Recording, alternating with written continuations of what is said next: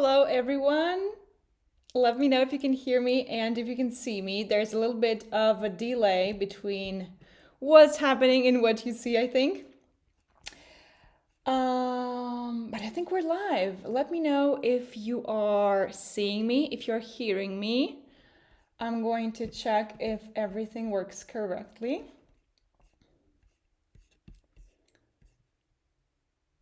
People from Australia, Estonia, Barcelona, amazing. Elena Sam saying, I'm joining for the very first time. Awesome. Brittany from France. Perfect. It's all okay. Amazing. Thanks for letting me know. I'm going to drink a little bit of water. Give me just a second. Hi, everyone. In the meantime, we'll wait for the crowd to join. Let me know where you're joining from, by the way. I'm really excited for today's session. Today, I'm going to present you my book and we're going to paint this cassowary bird together. I'm really excited. There you go, much better. People from UK, Bavaria, amazing. Thank you so much for joining. It's Christmas period holiday, so I bet you are super busy during these days. So thank you so much for finding time for your creativity. Let me know if you're painting with me today. We're going to paint this cassowary bird with watercolor. This is one of the tutorials of the book. I'm also here to show you the book. So I'm so excited to announce that Capture the Natural World in Watercolor is now available. So the physical book is here. It's hardcover, 240-page book. And I'm beyond excited. So there are 39 tutorials in this book, all focused on different natural subjects, from botanicals to mushrooms to flowers, insects, birds, mammals, and so much more. So I'm going to be flipping through some pages of the book to show you what's exactly inside. Also, if you want to get the copy of the book, the link is in the description of this video. So below, if you scroll down below, you will be able to find the link for the book and for everything I will be mentioning today. So you can grab your copy there. The book is already available for being shipped in North America and shortly will be available worldwide. So you can also pre-order your copy, and on the page you will be able to see when is the shipping date. So the link again is in the description of the video, but maybe for your convenience, I'm also going to pin it here. So it's a unique link that should work for anyone, no matter where you are. I'm going to post it here and pin it. There you go. All right, so if you are looking for the link for the book quickly, it's here pinned. Otherwise, again, all the links are in the description of this YouTube video. Hi everyone, US, Polly from Australia, hi.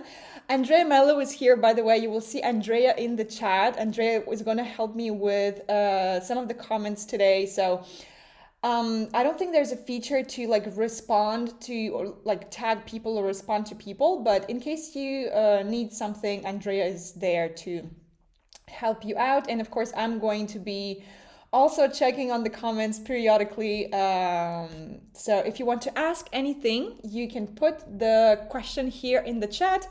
Andrea will get back to you, or me myself, I'm going to be reading the comments and replying to the comments in real time.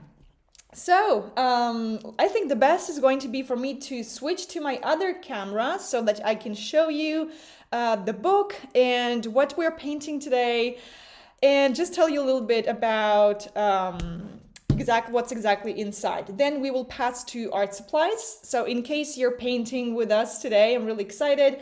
If you have the reference picture and the transfer drawing, if you are on my email list, you should have it in your emails. If you don't have it, no problem though, because I've made sure we will have the image on the screen. So you will be able to paint alongside me, even if you don't have the reference picture open.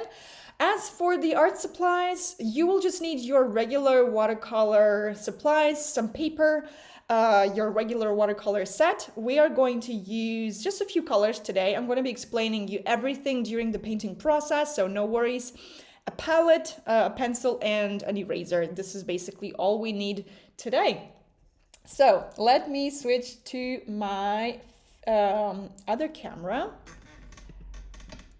There you go. You will be able to see it in a few moments. Again, there's a little delay between what I see and what you see. But yeah, so this is the book. I'm beyond excited. It's published by Page Street Publishing. And let's see what's exactly inside. So we have 35 plus, actually 39 simple tutorials for painting animals, botanicals, and much more. It's a hardcover book, so I'm going to show you what's on the other side. So the quality is really, really nice. I'm actually so pleased with the quality of the book. And the book is divided into several chapters. So we wanted this book not only to be informative and educational, but also wanted it to be like a visual journey across the beautiful planet Earth. So we decided to divide this book into continents. So we start with South America, then we go to North America, Europe, Africa, Asia, Oceania, and Antarctica. So I tried to pick the subjects I'm personally connected with, and I'm going to tell you why I've picked Cassowary bird for today's session, because I have an interesting story about it. But yeah, there are lots of different subjects for all skill levels, from simple ones like fruits, or other botanicals like olives, from so to more complex ones such as animals, for example, this ibex goat. It's a really fun one. This tutorial is one of my favorite ones as well. Great Gray Owl. This one is a little bit more advanced. So you see in the book, we don't only paint single subjects like here, but in some tutorials, I also teach you how to use backgrounds. So how to create an expressive background that will match your subject. I know a lot of people may be struggling with adding backgrounds or are a little bit afraid of it. So in this book, I'm also teaching you this. And then let me show you just how the book is, how the lessons are structured. For example, this one is from North America, and this is Luna Moth. So in the beginning of each tutorial, I provide you a little description about what we're going to paint and tell you like a little fun story about the subject we're painting.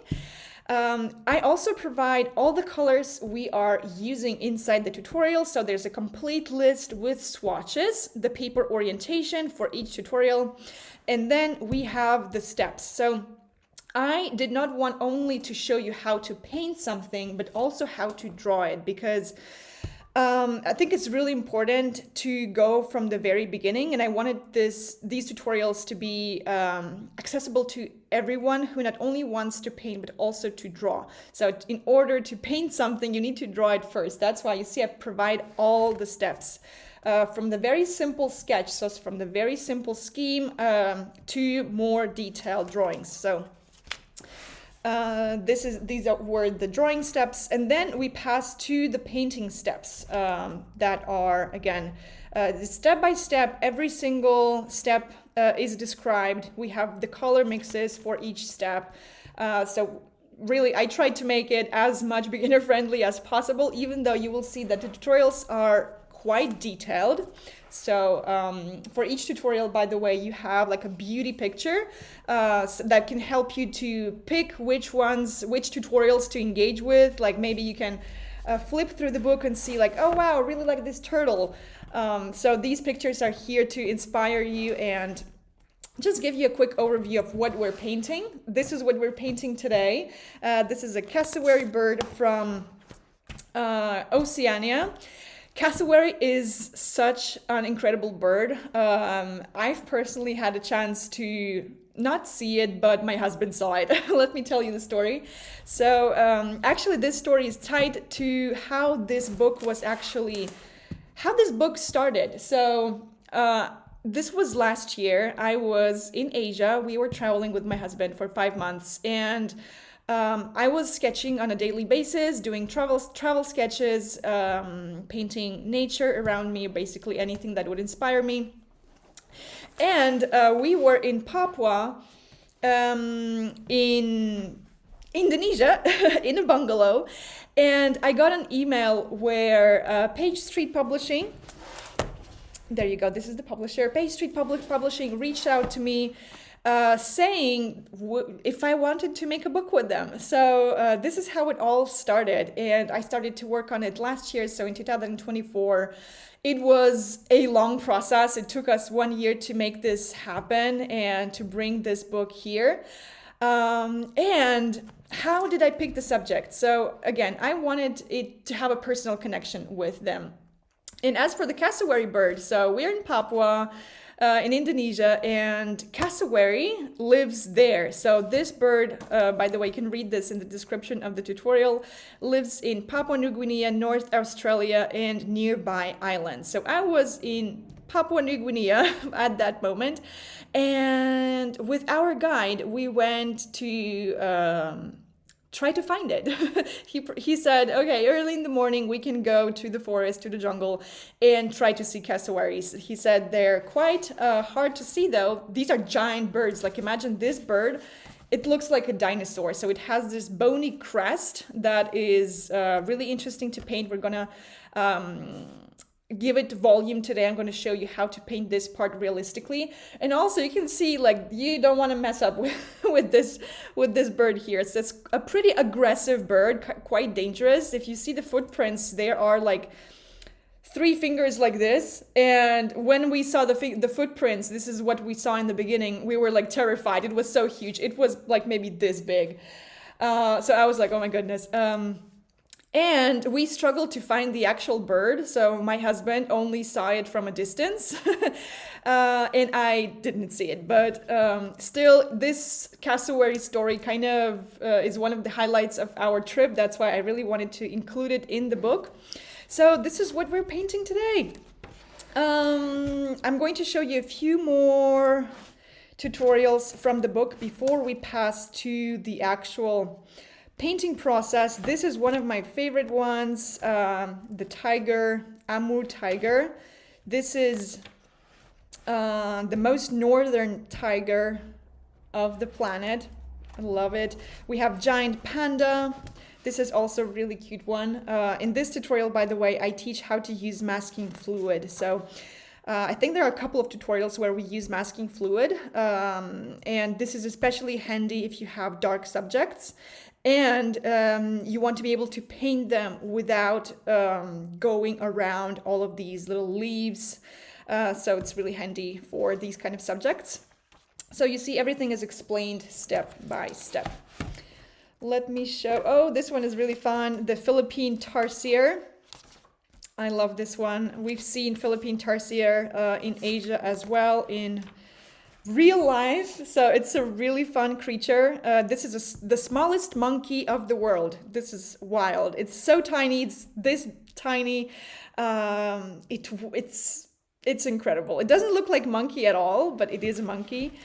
It eats insects. What else we have? A giraffe. This is also a really fun one. Here in this tutorial, I'm showing you how to create temperature contrast on your paintings. And a lot of people ask me how I get this glowing effect on my watercolor. So basically in this tutorial, this is exactly what you're learning. You see the under layer. So the first layer is basically yellow with blue. This is not really obvious when you see the final painting. But again, when you see every single step of the process, I really break you down my process of painting realistic animals quickly. So yeah, again, there are 39 tutorials. Insects, what else we have? Flowers. This is one of the flower tutorials. There's also ibex goat, Atlantic puffin. By the way, some of the tutorials from the book are included in my painting bundle. So in the description of this video, you'll also be able to see painting bundles. So this tutorial is included in the painting bundle. So if you are a learner who prefers also to see a video while painting, similarly to what we're going to be doing today with the Cassowary, you can get a painting bundle and also paint some of the tutorials of the book, such as this one. Also, what else is included in the bundle? Let me see. This tutorial is included in the bundle. The fly agaric mushroom. Porcini mushroom is also included. Flamingo is included there. And toucan is included. And I'm probably forgetting about one or two, but yeah. Also, what I wanted to say is that in the beginning of the book, I make it super clear, like I teach you all the basics. So in order to start with the tutorials, I walk you through the main watercolor principles and techniques. And this is where I give you all the diagrams, some information about color mixing, different techniques we will be using in the book. By the way, today we are going to be using a few of these techniques, such as wet on dry and wet on wet. These are two fundamental techniques of watercolor painting. So this is what we're going to use on this cassowary bird today. By the way, let me know in the comments what skill level you are. I'm really interested to know what is your skill level, beginner, intermediate, advanced, and if you're going to be painting with me or not. If not, there's no problem because you can watch the recording and paint afterwards. But today you have a unique opportunity to paint alongside me real time. And today we're going to paint this cassowary from start to finish. Yeah, so really excited about the book. Again, you know where to find it. The link is attached here to the chat and is in the description. And I think we can pass to the painting process. I'm going to be telling you what I'm using today. So I'm going to put the book aside. I will follow these exact steps that we have in the book. So we'll start from the sketch. I'm going to teach you what we're starting with when it comes to sketching a bird or any kind of subject. How to start adding the details and how to finish the drawing. And then for the painting process, we'll also go step by step. So today you're going to see the exact steps from the book in real time. So let me show you what art supplies we are using. I'm going to put the book aside for a while. And yes, so we need some watercolor paper.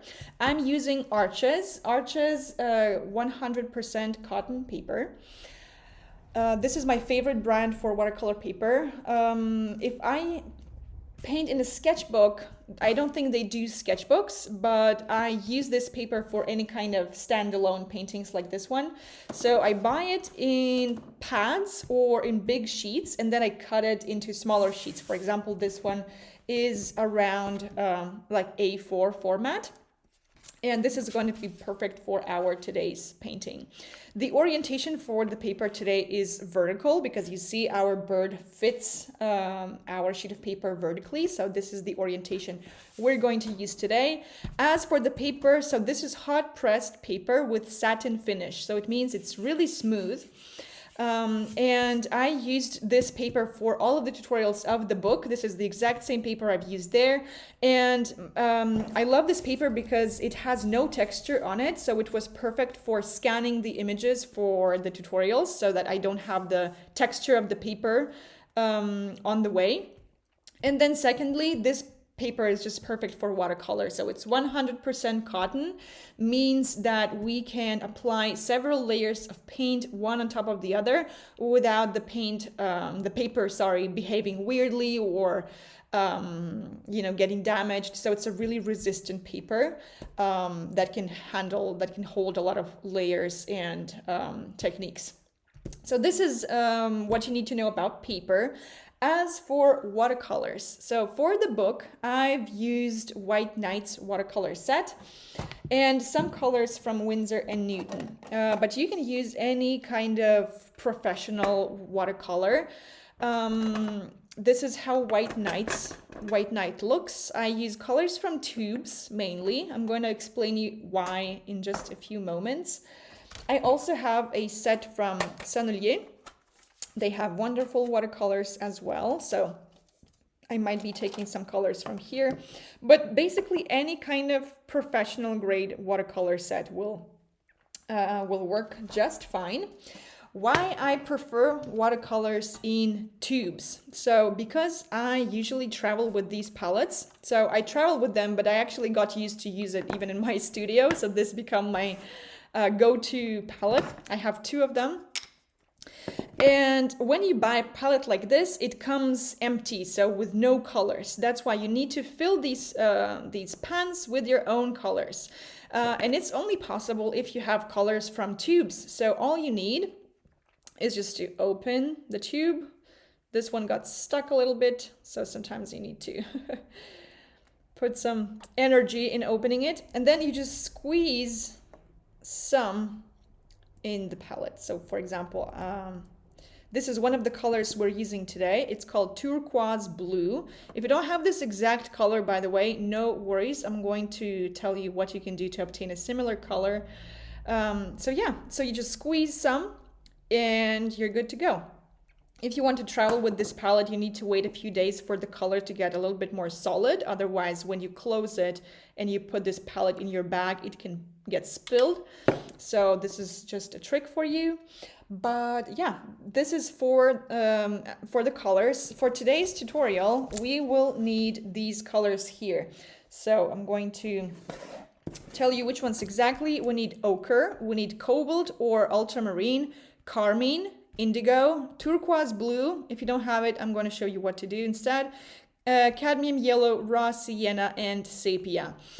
If you don't have these exact colors, again, no problem, because you can always mix something similar enough to work out. So if you don't have these exact ones, no problem. Next, brushes. So for all of the tutorials of the book, I've used brushes from my own set. And those were created in collaboration with Craftamo. And this is how they look like. I'm going to show you the brushes and explain you a few things about them. So I'm going to show you those I have here, but they come in this box. So all of the brushes fit in this box. There are 8 cruelty-free brushes. Plus a bonus tutorial, by the way. So when you purchase a set, you get this postcard with a QR code to be able to watch this tutorial completely for free. And then inside we have 8 brushes. So these are synthetic brushes with pointy tips. Only one of them is flat. All the other ones are round.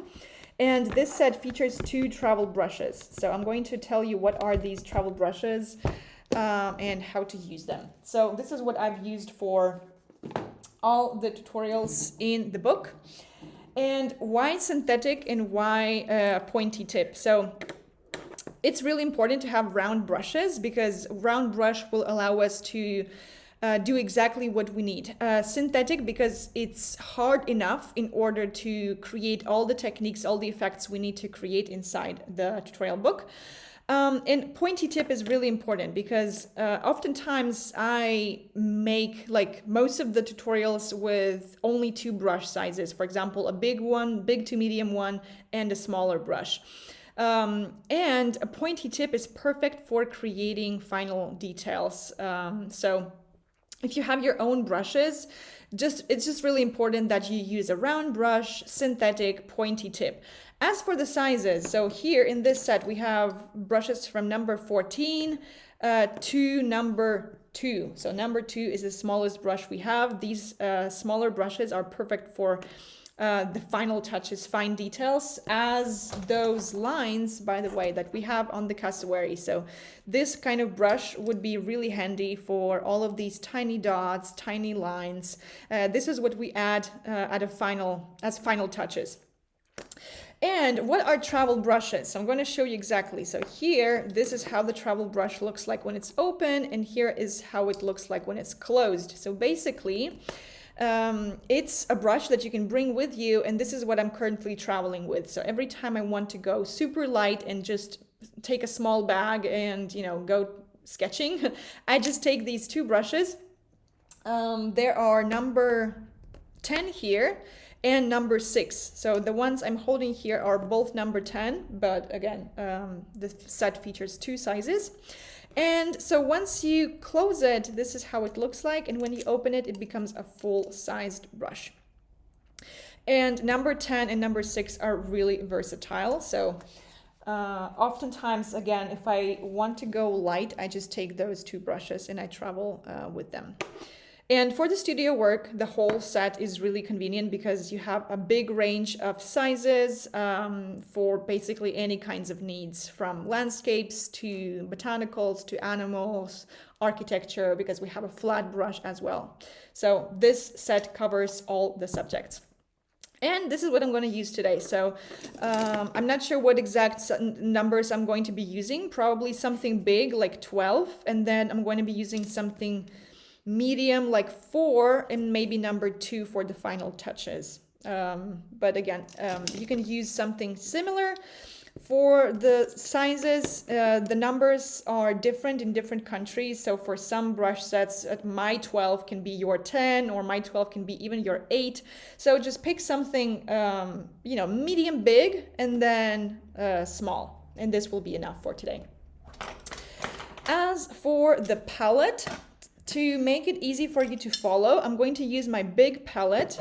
So when I travel, I use these small palettes. But today, I wanted you to see all my colors that I will be mixing. And I'm going to use my ceramic palette for today. This one is from Zara Home, but I don't think they have it anymore. But you can use any kind of ceramic palette or just a ceramic plate instead.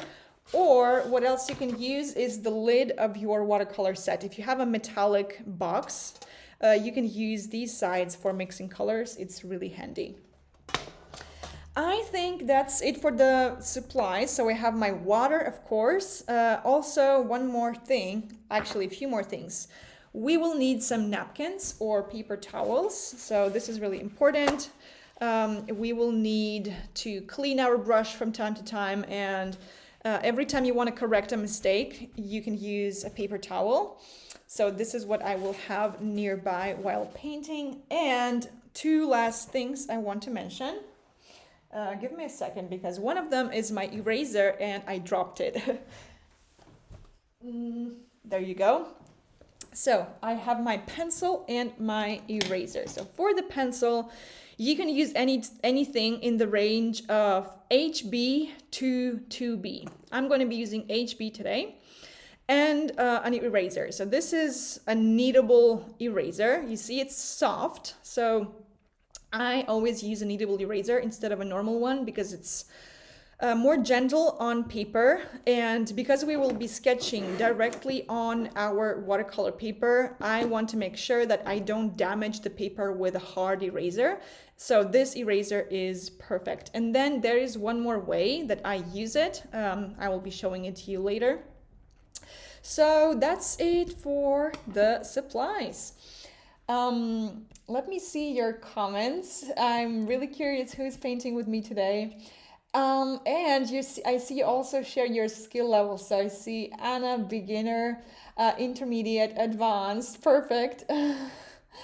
Richard is asking, use acrylics and oils, need more experience and knowledge in watercolors. Perfect, Richard. Today's session is going to be perfect then. Intermediate and eager to learn, Veronica is saying. Amazing, Veronica, welcome. Armel is asking, brushes, palette, and water are ready. Awesome, so glad you're painting with me.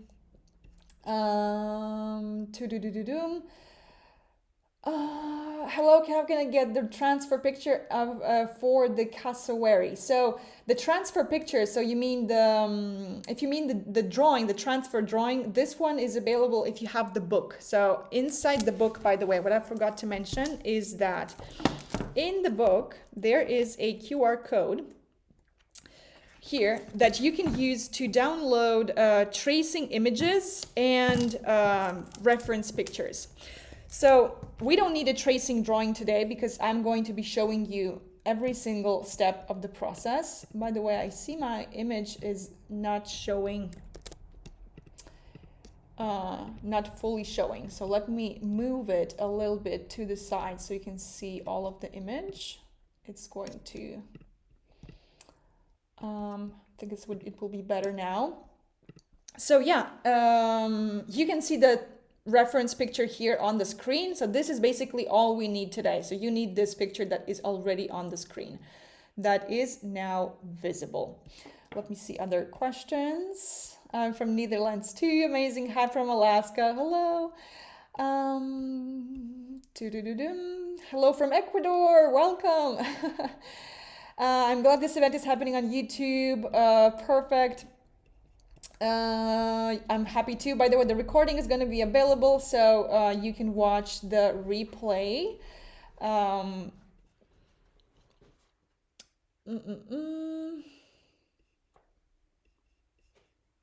All right. Also, I wanted to mention that everything I'm talking about here today, so the book, the brushes, the painting bundle, all of the links are pinned are in the description of the video. The book link is pinned on top, so if you want to get your copy of Capture the Natural World is in watercolor that is now available, you can do it by clicking on the link pinned here on YouTube. For everything else, again, you can go in the video description, or if you're struggling to access something, Andrea can, or I can post a link here in the chat. And if you want to check out the brushes, for example, or the bundle. So let's dive right in. I think this is time to paint. So we will start with the drawing. The first step of the process is to create a diagram, so a scheme similar to what we have in the book. So let me open the tutorial again because I closed it. So we will need to create this initial drawing. So we start by making an oval. Really simple. So this is usually how I always start my paintings. I take my sheet of paper and I draw an oval. So our bird fits perfectly in the oval shape. So this is the most natural shape we can use. This oval also allows us to make sure that we have enough space for everything on the sheet of paper, because one of the common mistakes when people start to draw or paint is that they start with a head, let's say, and then they realize they don't have the space for the neck or for, you know, the whole body. And if you put this oval on the page right in the beginning, you kind of outline the edges of your drawing. Next, so let me open the image, by the way, on my side, because you have it on the screen, but I'm looking on my sheet of paper, so I need to open the reference. There you go. So I'm using the exact same picture you're seeing on your screens. Just going to organize my space better so I'm more comfortable. There you go. And also this oval is a really easy way for us to already set ourselves to success. So once you did the oval, then I will outline this line that is almost in the middle of the oval, but not completely in the middle. What this line is, so this line outlines the central line of my bird. Let me show you exactly what I mean by this. So you see, if I trace a line, this is where it will be. So this is the line I'm drawing right now. So I'm kind of positioning where the center of the neck and of the head will be. So you see, I've outlined it with this line here. Then I'm going to add a few more guiding lines. So one for the body, that will be around here. So you see, it's just kind of slightly curved vertical line that will help me. Maybe it's a little bit more tilted. So this line will represent this, this line here. And I will make a similar line on top for the head. So this line is where the head is. So it shows the direction of the beak and the center of the head. So these two lines will help us to position all the other elements on paper. Also, let me see if the lines are visible enough. Maybe I'm going to take a slightly softer pencil so that my lines are just a bit bolder. And from here, I can start outlining the rest of the bird. So the bony crest is somewhere here. I can already outline the right edge because it corresponds exactly to the edge of the oval. The beak will be somewhere here, so we use this line to show the direction of the beak and the head. So right now I can just start outlining the beak by adding these two lines that are kind of parallel, like a little triangle. From here, I can start outlining the neck as well. So the neck is going to be looking like a cylinder, almost like a cylinder of this shape, more or less. So this is kind of the shape of the neck. So I'm positioning this cylinder here, and then I can connect these two pieces. For example, I see that on my reference, the beak is connected with the neck with this line. So this is exactly what I'm doing here.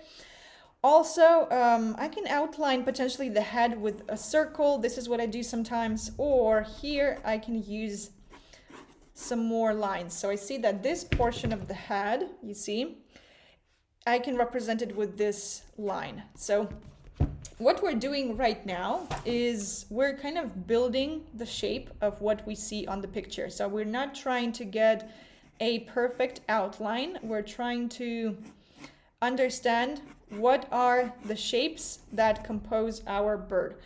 And again, maybe the things are not exactly in place right now, but it's okay. So our goal is to capture them as accurately as possible, and then if we see that something is not correct or needs to be adjusted, we can always do it. So for now, we have this neck, we have the beak, we have the crest, and we also outlined a portion of the body. So right now we can also I'm going to add this line to the bony crest to kind of start separating it from the face already. And this is going to help me to outline the beak more accurately. So you see, I can already start defining the shape of the beak a bit better. Then we need to outline these two elements, these wattles, or how you call them. So these two things, these two pink elements on the neck of the bird that are really typical detail of the cassowary, and they have a really vibrant, interesting color and also an interesting texture. So this is the kind of texture you can also find on the head of a rooster, for example, and other birds.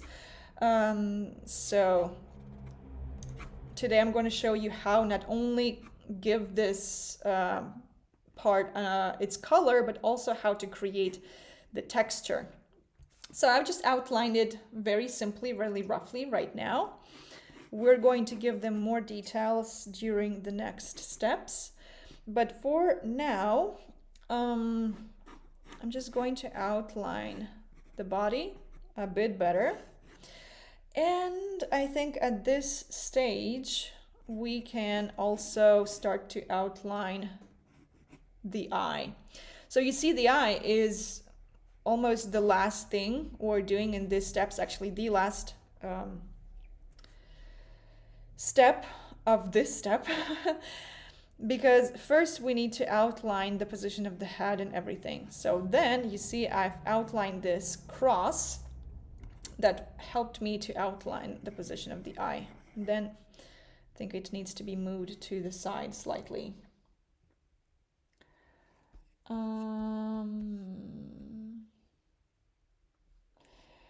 Richard is asking, can you pull down the picture a couple of inches so we can see it all? Yeah, as Andrea is saying, if you are on a PC, you should be able to see everything. If you're not on a PC, if you're on your phone, it may be hidden. I'm going to move it a little bit here and let me know if that works better. So in the meanwhile, we can pass to the next step. So I'm going to refine the direction of the bird a little bit. So if now I want to make the neck thinner, I can do so. So you see, even though my original line was here, I can now move it and get the proportions better. Also, I think I'm going to make this beak just a little bit thinner. And if I want, I can already add the pupil so that this bird can start getting to life, and I can check if all the proportions are correct.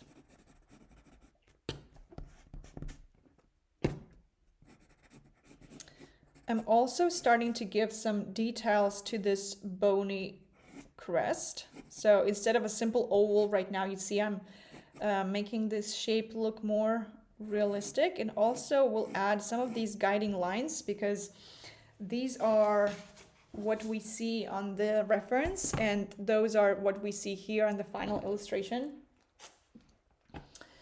Richard is saying it's okay now. Perfect. Awesome. And let's pass to basically this. What we just did on paper is what we did in step number 1. So this is the scheme from the step number 1. So let's pass to the step number 2. This is where we start to give some hair texture. So the interesting thing about this cassowary is that these feathers actually look like hair. So cassowaries has these hair looking feathers. So basically by learning today how to paint these feathers, you will also know how to paint fur or hair with watercolor. So we will add some of this fur using pencils right now and add some details to the face. So let's pass to this step number 2. Let's start with the body. So for the hair, I wanted to show you how you can easily do it. So very important, you need to set a direction for this hair. For example, for these top ones, they will face this direction more or less. For these ones, they will face this direction. And for those on the bottom, this direction. So very important that you understand that the feathers should all face different directions. So this will add a more dynamic feel to your illustration. So from here, this is what I'm doing. I'm just adding these wavy strokes, so similar to something like this, see? And I vary their direction. So I'm going to move this palette a little bit because it's distracting me. So see here on the lower side, I'm following these other arrows I've created.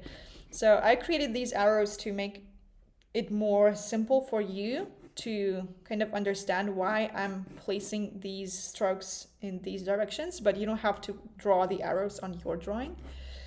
So see, I'm kind of using these wavy strokes and I'm giving these feathers or this fur some direction. And I will then use these lines, these guiding lines, during the painting process. So the only thing I can suggest is not pressing too hard with your pencil, because we don't want the lines to be too dark. We still want to, we want to see them when we paint, but we don't want them to be too visible either. So something like this. Also, I think right now I will outline this border between the blue part of the neck. So there is it, between the blue part of the neck and this gray, the gray part. Also, I think I will make this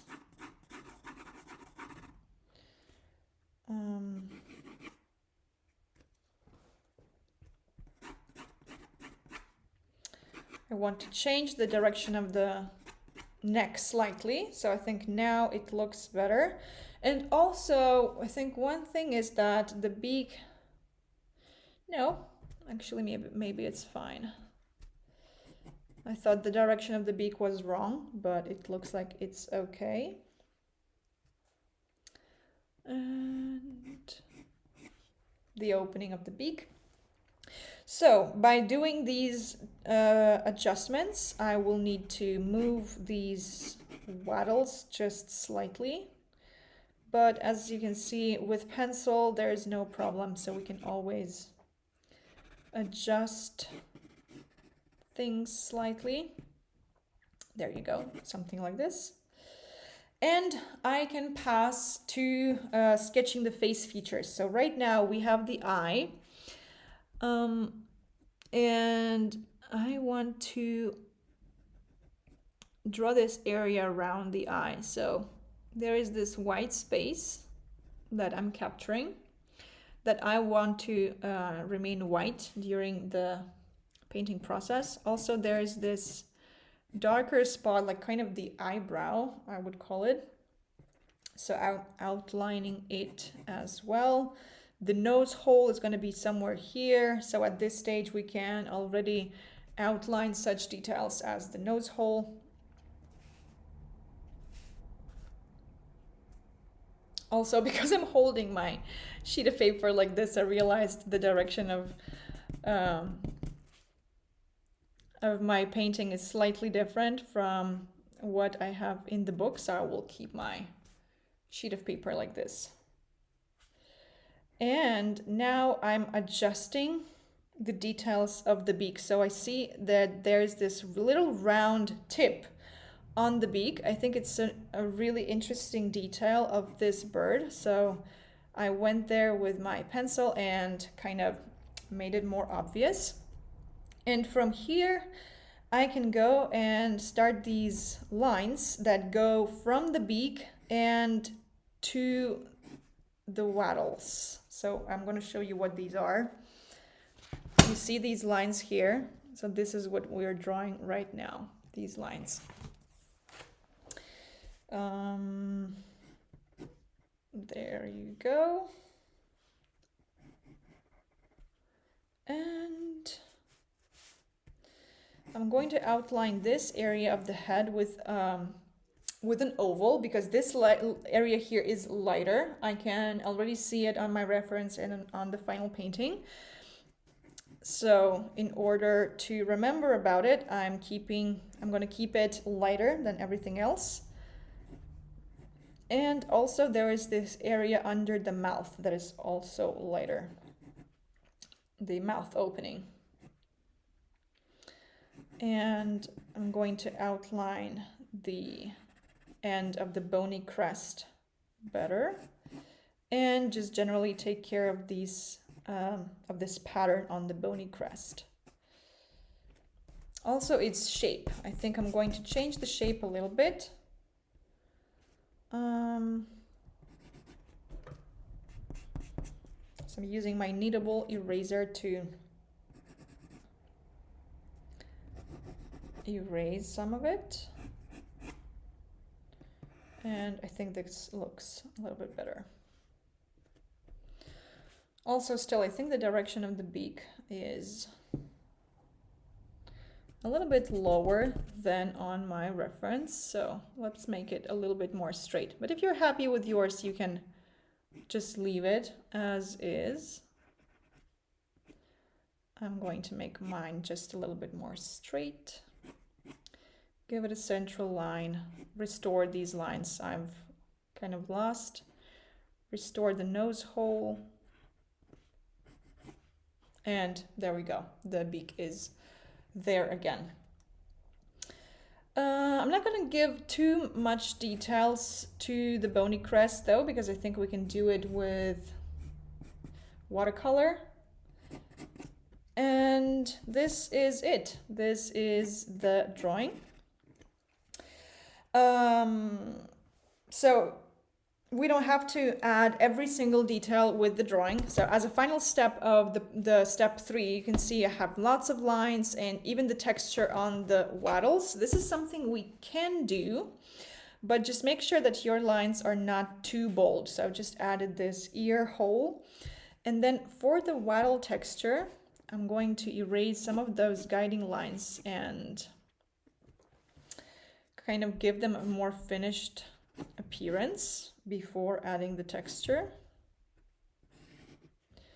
There you go. And I'm going to add some of the texture. So the texture on the wattles is going to look similar like scales, but a little bit more irregular. So see, I'm using these kind of short wavy lines. I'm going to draw here on the side what I'm doing on a bigger scale. So something like this. This is what I'm adding to these wattles, but you don't have to add it everywhere. I just wanted you to practice a little bit with your pencil, but then we will paint it with watercolor. So you don't need to be super precise here. Just add a few, and then this will guide you when we will paint it with watercolor. I'm going to add a few more lines here and there. And I think we are ready for painting. What you can also do and how you can use your eraser, and why I use kneadable eraser, so I'm transforming it into a roll. And it's really handy when you need to get rid of some of the excess of pencils. So see, you can go on top, roll your kneadable eraser, and it takes away some of this darkness of the pencil. Or you can also go like this and do the same thing. It's really handy when you want to lift off, like take away some of this darkness of graphite pencil before you start to paint, so that your colors remain more pure. There you go. So I think I'm happy with the drawing, and we can pass to the step number 4, which is the first layer of our painting. So for this step, we need a few colors. We will need ochre. Ochre is a light yellow color. I'm going to use my brush number 12. This is what I'm going to use for this first step. So this is ochre. I'm going to show you how it looks like. It's a light yellow color. There you go. I can also add it here to show you. We don't need to mix it with anything, so we just use this simple color. This is one color we are going to use. Mix number A is composed of cobalt blue or ultramarine plus a touch of carmine plus water. So basically you need a light purple color. So if you don't have the exact same red or the exact same blue, you can use something similar. So basically it's a mix of red and blue. So I use ultramarine or cobalt. I have it here on this other palette, and what it is just a normal blue color, so a regular blue color mixed with carmine. So carmine is a cold red. So I usually like using two reds. Cadmium, it's a warm red, there you can see it here on the palette, and then a cold red, which is carmine. What's the difference is that cadmium looks like more like orange, and then carmine is more on the purple kind of pink side. So by mixing these two colors, so blue and this red, I'm getting a purple color. So this is a little bit too pink for me, so I'm going to add a little bit more blue. And this is the color I'm ending up with. A little bit more blue. Then mix C is basically the same color as this one, but with more pigment and with an addition of indigo. Indigo is a dark blue color, If you don't have indigo, you can just add a touch of sepia to your mix. So basically we want this color to be similar to this one, but darker. So I'm going to use the same colors, but more of them. There you go. Let me check your comments. Do you use a blue pencil sometimes for the basic sketch or always a regular pencil? So for the subjects like today's, I usually just use a regular pencil, but in generally, when I do travel sketches or when I want to experiment, I can use any pencil. Sometimes I use a pink pencil, sometimes I can use a green pencil, so sometimes it happens, yeah. The colors of the bird are amazing and challenging. Thank you so much, Mikeline. I hope I'm pronouncing correctly. Yeah, they're really vibrant, and today I'm going to show you how to maintain this vibrancy with watercolors. How do you know where to stop adding details or correcting? So today specifically, I have kind of a time constraint, so I don't want the drawing part to be forever. Like I wanted to go into the painting process as quickly as possible to show you more of the painting stuff. But usually, like when I see that I have enough details to proceed, like I know where to apply the colors, I usually stop there. So the drawing is basically that guides me towards the painting process here. So at a certain point, I'm just, you know, if I see that this is enough for me for painting, I stop there. So if you have something else to ask, you can always ask here in the chat. In the meantime, I'm going to proceed with mixing all the other colors. So we've created mix C. For the mix D, ultramarine or cobalt plus turquoise blue plus water. So in this step, we create quite a few color mixes, so don't get intimidated by it because we're actually going to use them all right now, and because we're going to use wet and wet technique, I prefer you to have them already, you know, available and ready to use so that you don't stress out. So this is how turquoise blue looks like. If you don't have this color, you can just use cobalt or ultramarine and add a touch of yellow to it, and you will obtain not the exact same color, but something similar. So I'm just going to use that color, and then basically I can even use this color, but in my book I've added some cobalt to it, so let's do the same thing as there, and I will get this light blue color. In order to make it lighter, I'm just adding more water to it. There you go. And then we need a more saturated version of the same color, so I'm taking the same mix and I need to add more blue to it.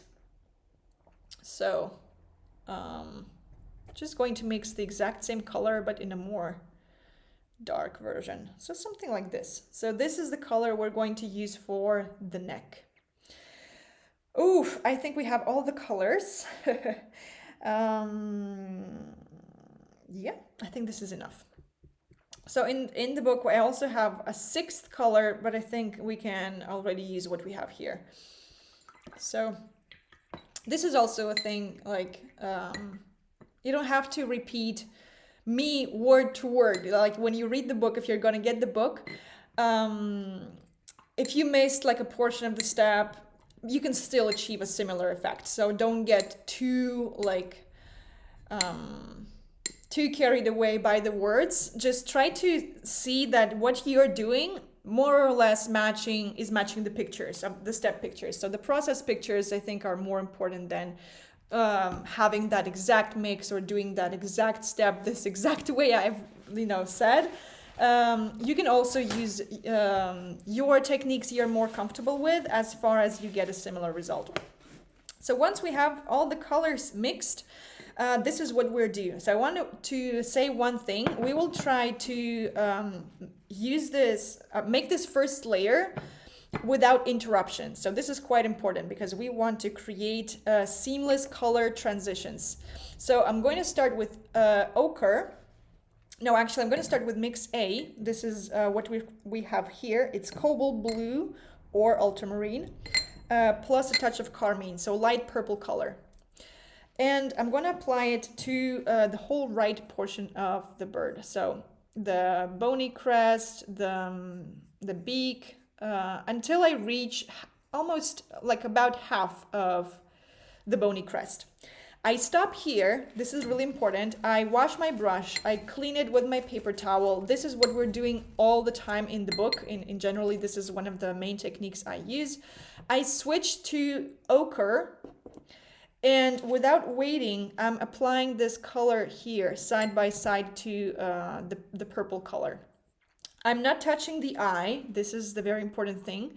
I'm covering everything, this portion of the bony crest, I mean, and this portion of the beak without touching the eye. So you see, it allowed me to create a seamless transition between this mix A, or this light purple, and then ochre. Then, without letting this color dry, I'm just finishing to cover the bony crest, and then the color is still wet. This is really important. The eye is not covered. And I'm switching to this light blue mix. So in the book, it's mix D, but don't worry, just light blue. Let's call it light blue. And I'm switching to the light blue. And you see, I am incorporating this mix. I'm avoiding the eye. This is the only tedious thing that I'm doing here. Avoiding the eye. And then I'm bringing this color lower here until I reach about the half of the neck.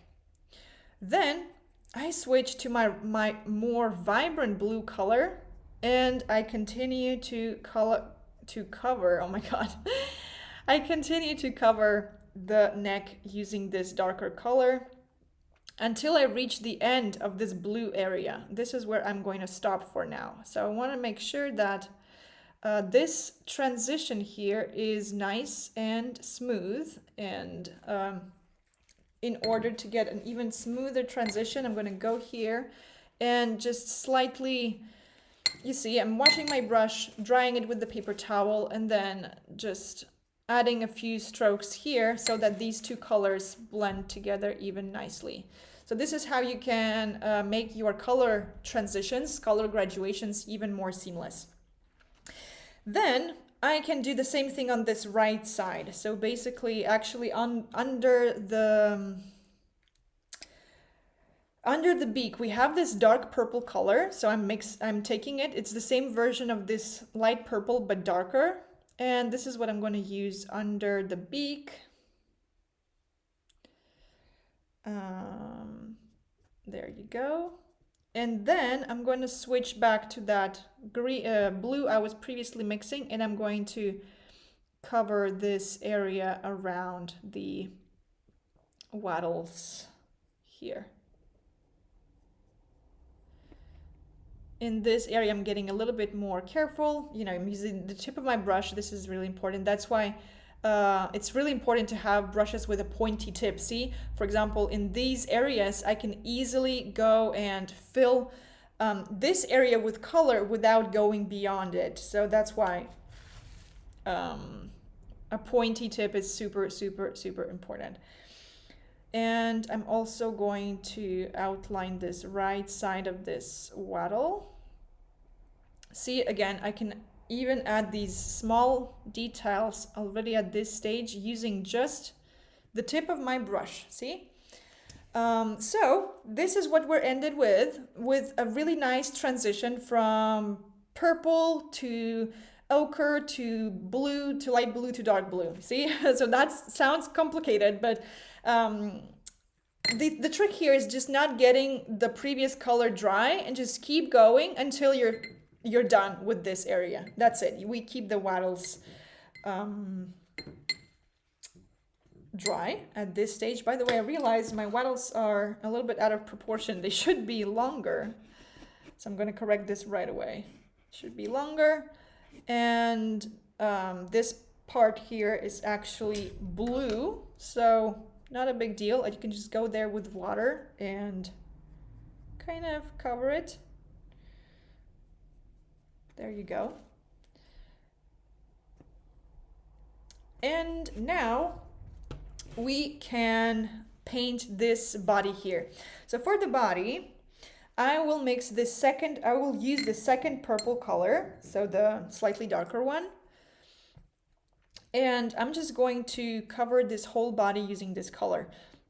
A very important thing, if this blue is still wet, make sure to leave a thin line between the neck and the body. This will prevent these two colors from mixing, and you will have more control over what you're doing there. Then the important thing is that we already want to give some of this hair texture even on this stage. So that's why you see I'm covering this area with bold kind of big strokes. But once I come closer to the edge, I want to make sure I use the body of my brush to start the stroke, and then I press less once I reach the end of the stroke. See that? I'm going to try it again. I'm going to use a slightly darker color. So I always suggest you mix a little bit more of the color, because sometimes, like me, you can run out of color, you need to mix it again. I mean, I can do it quite quickly, but if you're a beginner, I think it's better for you to mix a lot of the same color since the beginning so that you don't have to do it. See again, so I'm going there. Near the center of the body, I'm just going with, all of the brush. When I get closer to the edge, I'm making my strokes like this, see? I'm imitating what I just did with pencil. I'm just doing it with watercolor now. So again, making sure this area is full.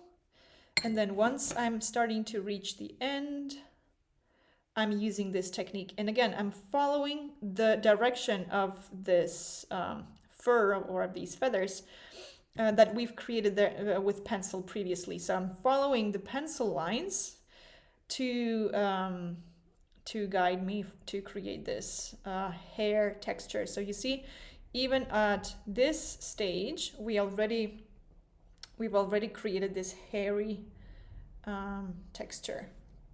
And again, this is something you can use on other subjects, other animals or other birds, but especially animal fur. There you go. I think I'm quite satisfied. And then once the blue is dry, you can go there and cover that thin line. Okay, so this was the first layer. This is what we did here in step number 4. Let me know how's it going. Let me check your comments. Will we be able to watch this back later? Yes, there will be a recording. Nice idea to prepare the colors, very useful. Great, you liked it. Yes, I think it's just better for this particular step, because you see we had to work without interruption, and it's just easier to have everything pre-mixed so that you don't rush and you don't stress out that, oh, this is drying but I need to mix a new color, that you have everything set and you can just focus on the painting. So yes, for this step it was really handy. For some steps it's not that crucial, but for this one it was really important. Andrea, any tips to get? Oh, I think Andrea is replying.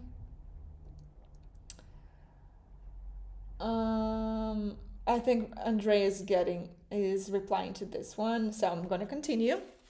Next step. So in the next step, we are going to start to add the color to the eye and to the wattles. So let's do that. We need to mix a few colors. I'm going to switch brushes. I'm going to use a smaller brush for this step because we need to paint the eye, and for the eye I want to have more control. So I'm going to use number 4, or you can use number 2. This one is number 4 from my set, a really universal brush. You can use it. It's in between small and medium, and it's actually a really nice size that I use a lot.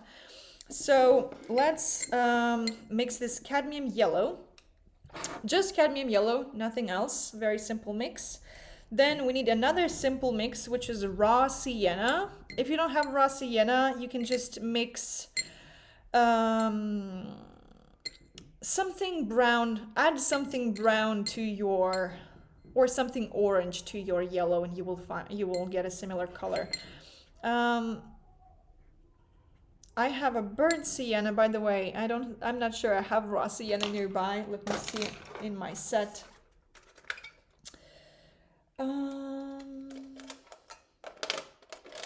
I have burnt sienna, but let's use burnt sienna. It's not that important, actually. I'm going to mix burnt sienna with yellow, and this is going to give me something similar to raw sienna. So like orangey color, this is what you need. Then we need 2 pink colors. So for the pink, we just need carmine, and we will need 2 versions of it, one light and one darker. So carmine with water.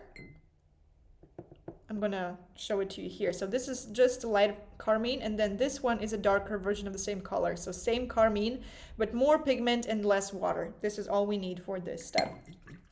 So let's start with the eye. I think the area around the eye is dry, so it means we can add some volume to the eye.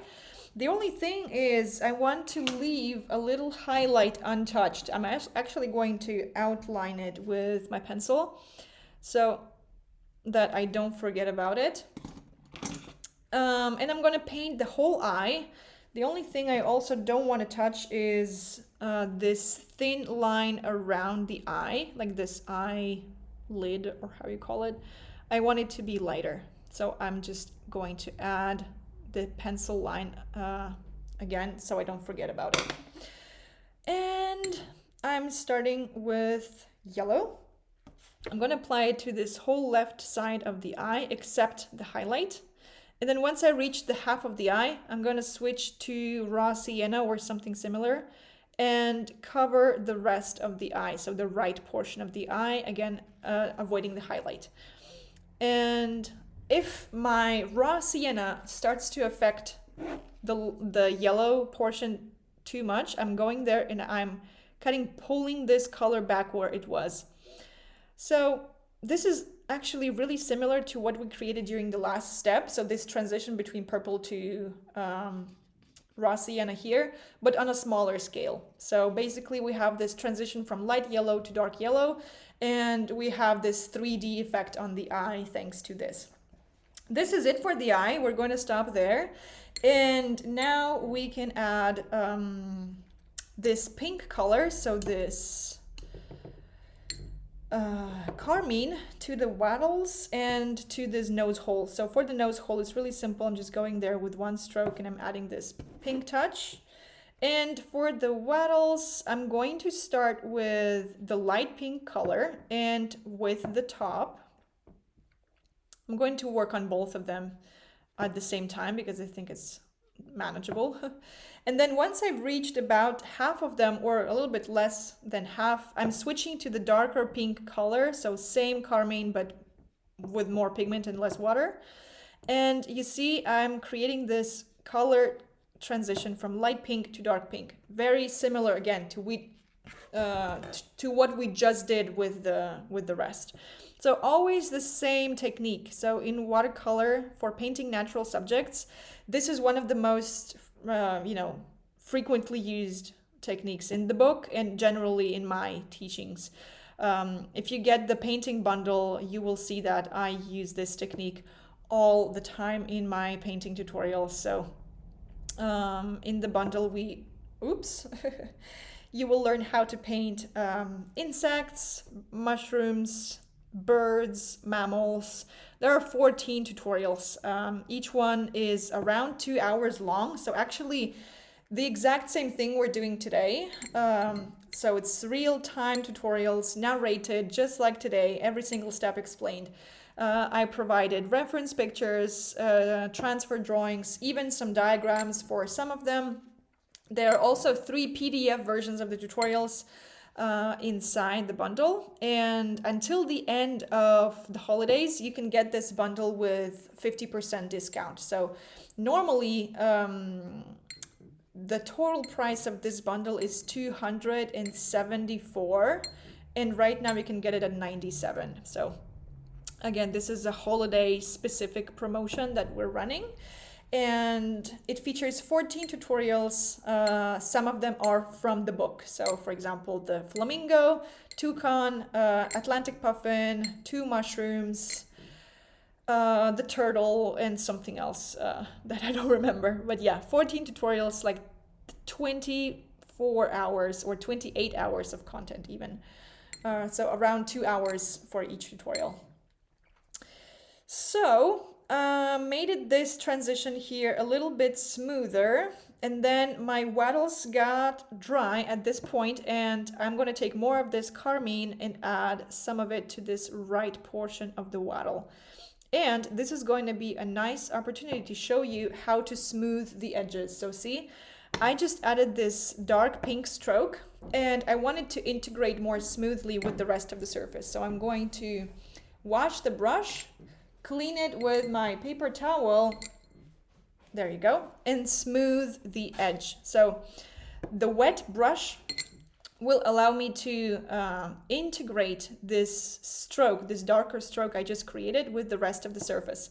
So you will have kind of the wet and wet effect, but without needing to put the water on the whole surface, you see? So it's a really handy technique. Again, I use it all the time in the book, in the tutorials, everywhere, and it's really handy. So I'm going to do the same thing on this left side. So you see I'm adding this thin line, and I want it to be a little bit more blended with the rest. So I'm going, washing my brush, cleaning with my paper towel, and just smoothing the edge. There you go. Let me check your comments real quick. Yeah, by the way, if you want to check out the bundle, I just posted the link to the chat if you want to check it out.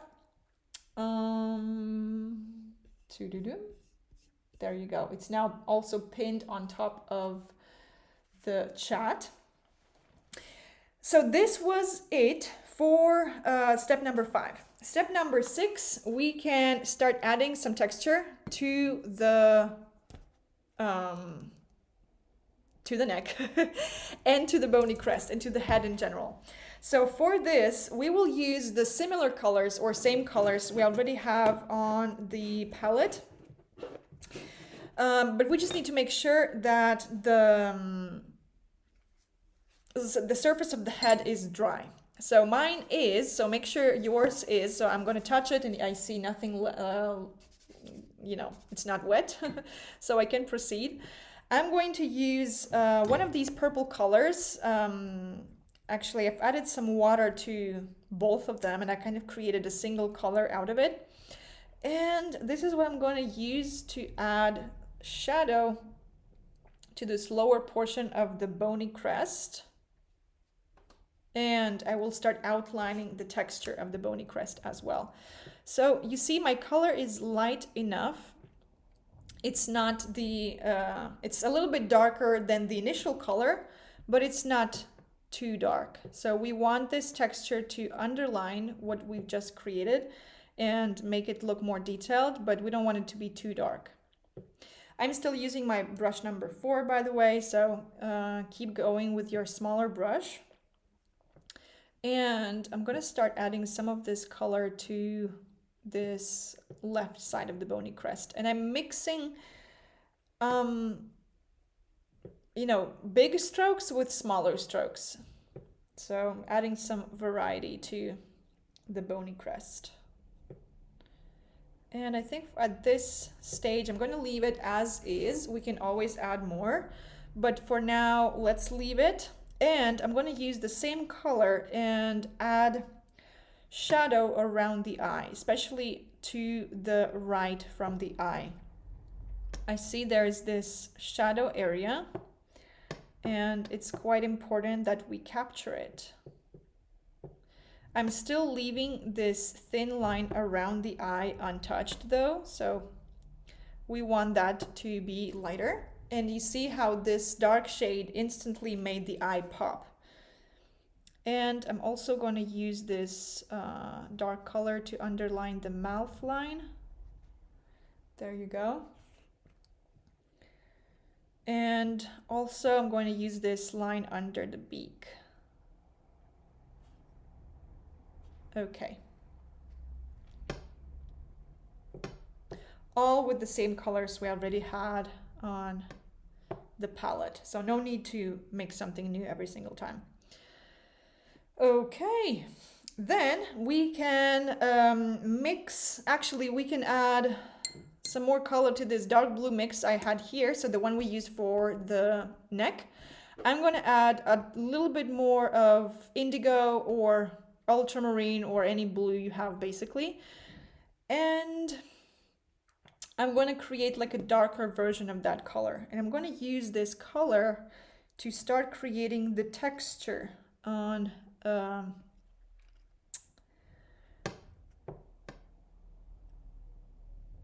this surface, on this part. So I'm going to start from the top, kind of where the transition between the beak and the neck is. And I'm going to smooth this edge with the rest. I'm going to smooth this edge so that it kind of creates a smoother transition between the wattles and the neck.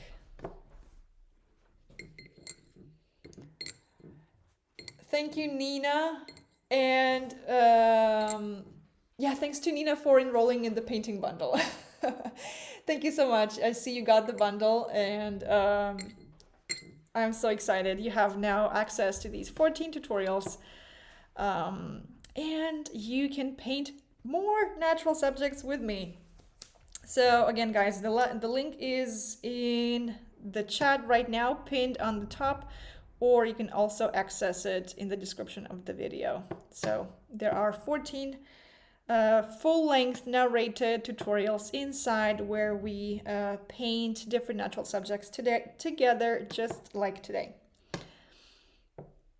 There you go. So what I started to do is I'm using my same brush and I'm starting to add more texture to the neck. I'm forgetting this word today. I'm not sure what's happening. I'm using the tip of my brush and these short lines. And now I'm going to continue to add the texture by using just the tip of my brush.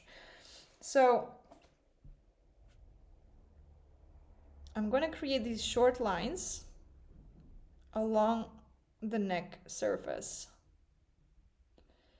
And I'm making sure they follow this direction here. So actually, to guide myself, I'm going to make a slightly lighter version of the same color.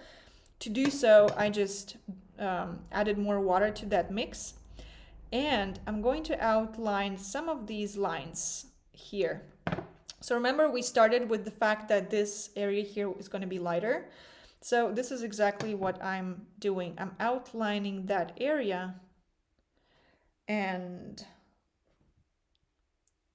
I'm making sure I'm kind of following the natural shape of the transition from the face to the neck. Again, here the only important thing is that the lines should be really thin. And then when you reach the light zone, make sure you switch to a lighter mix. When you reach the darker area, make sure your mix is dark enough to be visible on the already dark surface. There you go. So I'm continuing to do the same on this lower portion of the neck. So you see I've switched to an even darker color so that these lines are visible, because otherwise, if it's not visible, you just need to basically go again and do it again and again. By using a darker color already, you're just making this process quicker. I'm not touching the wattles just yet, so I'm now painting in between them on the neck surface, but in between them. And then when I'm ready, I can also add some of these details to the wattles. So if you're feeling comfortable working with the same brush, then perfect. If you want, you can switch to a smaller brush. Also, I think I'm just going to darken this whole area here with water. What I did is just I added some water to that area, and I'm going to expand it everywhere here. So you can do this as well if you have cotton watercolor paper. If you use cotton paper, you can do so. If you use cellulose paper, don't do this. So this is the advantage of cotton paper, is that you can go and you see add several layers of the same color, add more water, and your paper will not behave weirdly.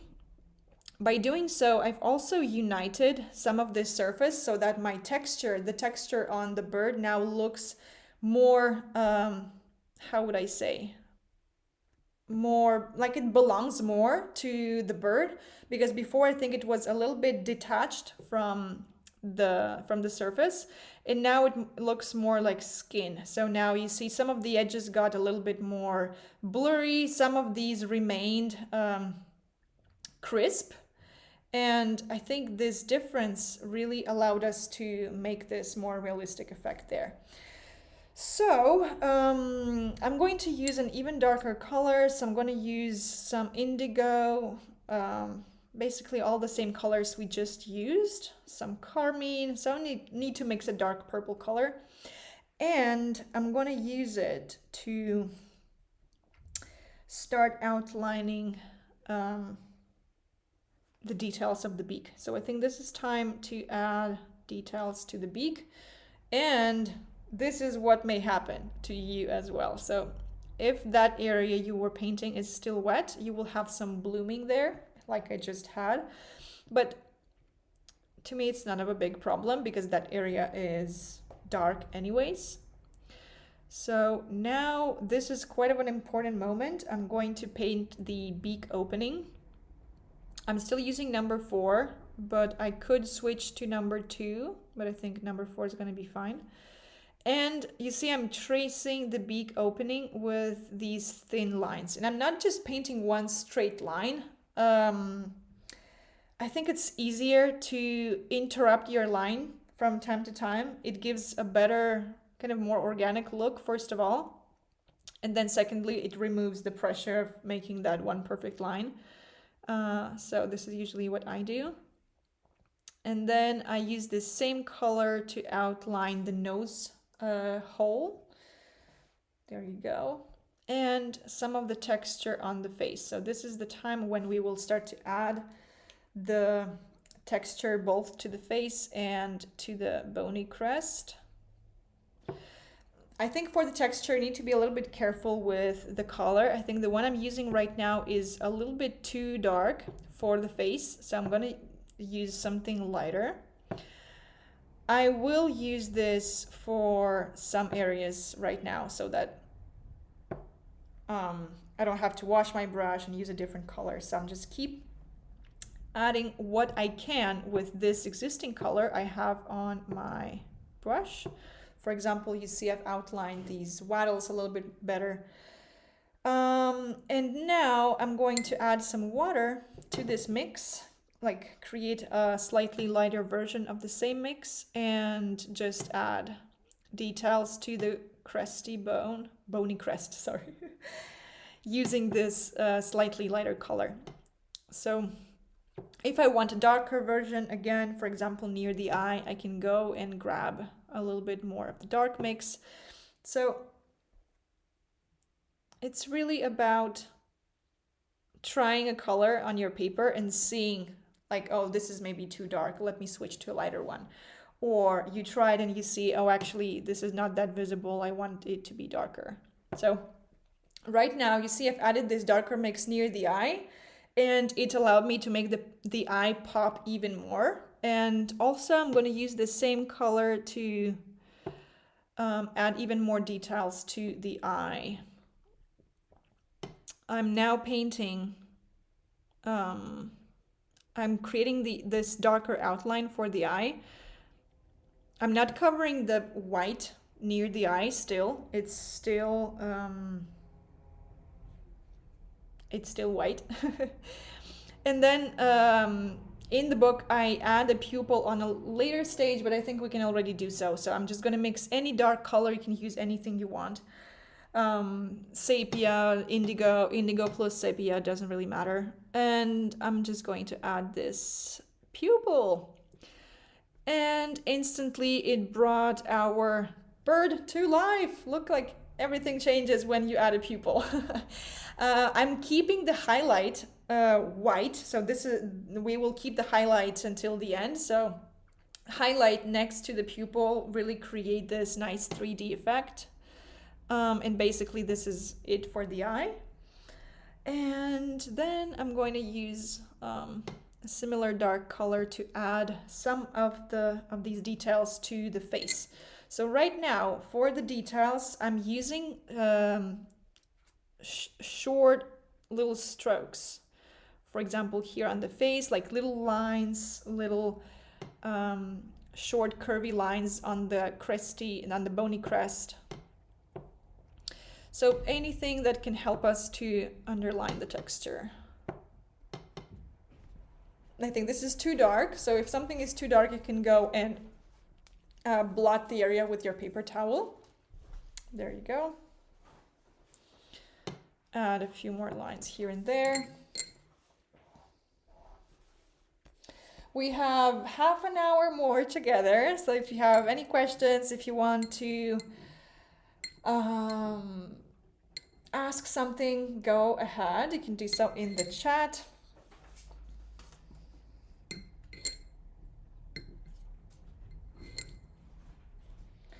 There you go.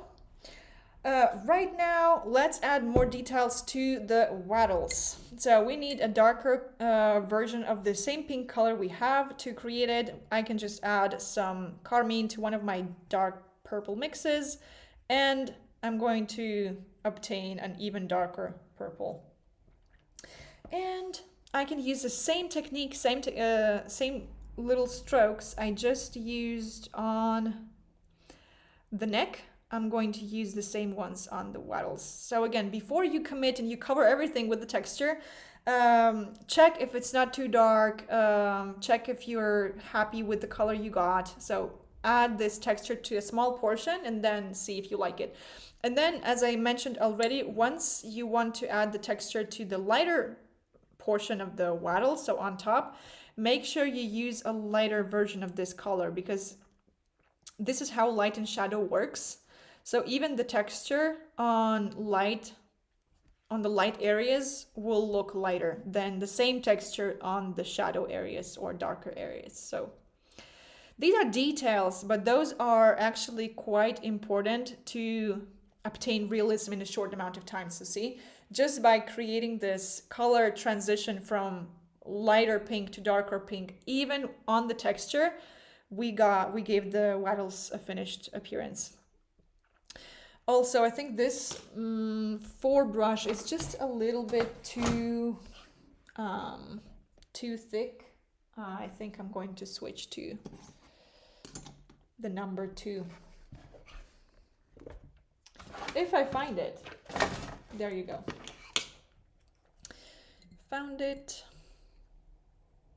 So number 2 is perfect when you want to create really thin lines, and you can do something similar with number 4, but you cannot go as thin as with number 2. Number 2 is super, super thin, so you can create hair lines. I don't think you're even seeing them right now on screen.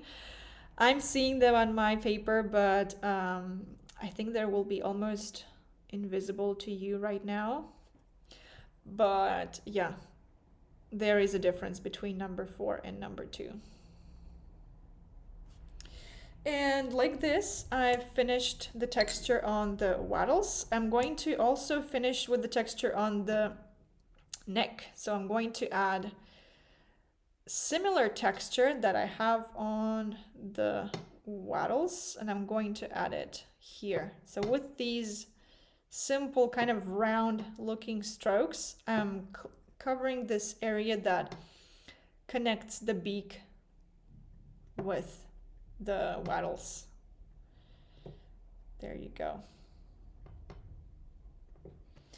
Okay, and I think at this point we have a nice details going on the head and on the neck, and this is the moment where we can, I think, give more details to the bony crest, and then finally give details to the body.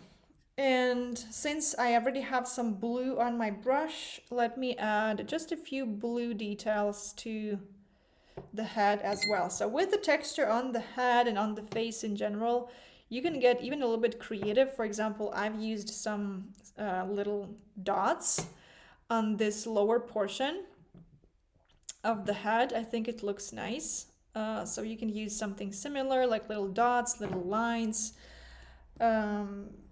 Birds are really interesting from this point of view because you can really get a little bit expressive and creative with the texture and kind of follow the reference picture, but not get, you know, you can get a little bit more creative about the textures. I think at least this is one of the most fun parts for me when I paint birds. This is why I love painting birds. I think it gives some space for experimentation. And I've added even more texture to the neck and to the face.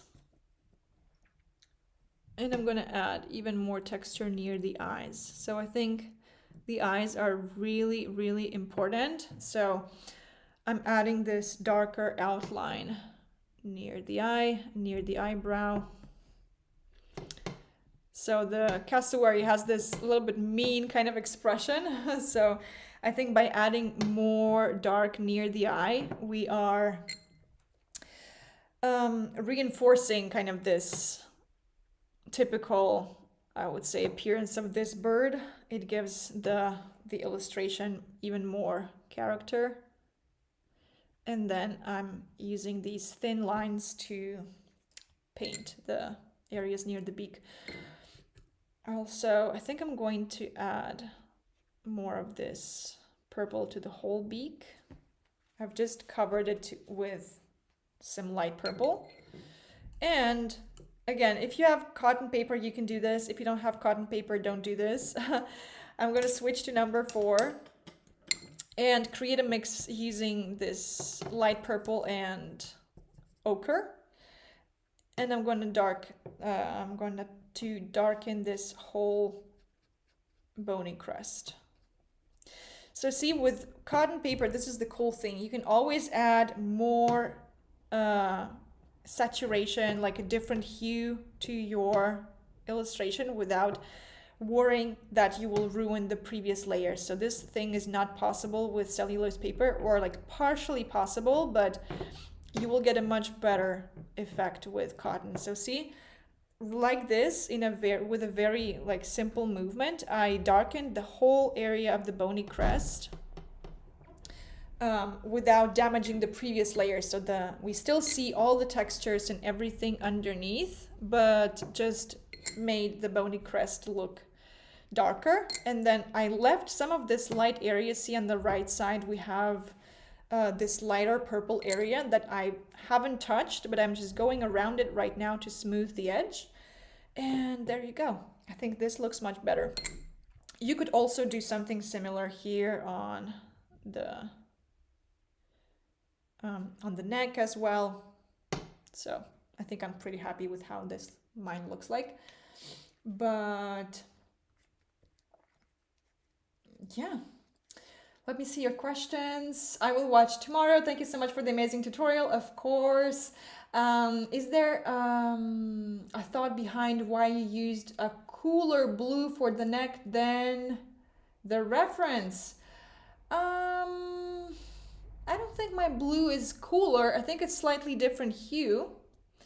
But this is just the blue I have. So I use cobalt or ultramarine, and I think it works fine. Again, my goal is not to make a photorealistic illustration.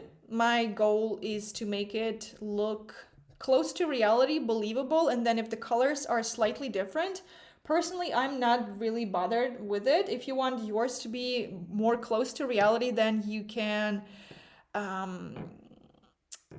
pay like more closer attention to get the exact mix as on the reference. Personally, I don't consider myself as like a botanical illustrator or natural history illustrator. Like this is what I used to do. This is how I started my creative journey. And I used to care about these things much more in the past.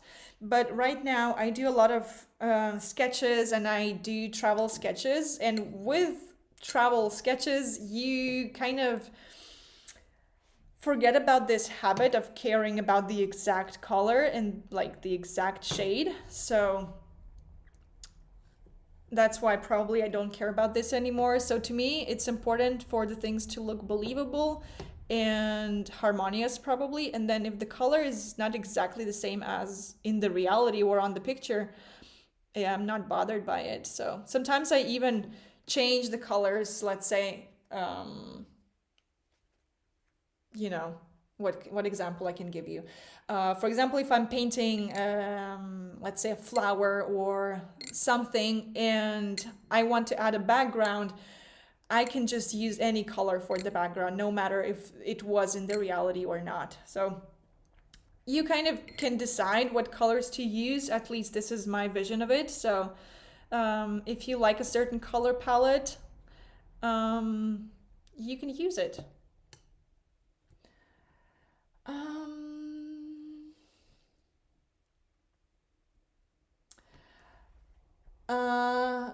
I didn't mean to be better or worse, just thought maybe with the one you chose, the colors work better or something. No, of course, I'm not saying you said it was better or worse, it's just different. Yeah, I get it. How would I say? I think both combinations work well. I just would say I was not really doing it with any purpose at all. So this is just the blue I have and this is the blue I used. So this is probably it. The final is getting great. I will try tomorrow with more availability. Thanks a lot. Merry Christmas. Merry Christmas, of course. So yeah, I think it's time to add the final details to the body and then we will have a little Q&A session. So let's do it. For the final details of the body, we can do it quite easily. So first I'm going to grab a dark purple color. You can do it by just using the one you have on your palette or mixing something similar. And I'm going to go with my brush number 12, so my big brush. And I'm adding this dark color to some areas. The important thing is that I'm still following the strokes we've outlined there since the beginning, remember? So I'm starting with a bold, big stroke in the beginning. And then once I'm getting lower, I'm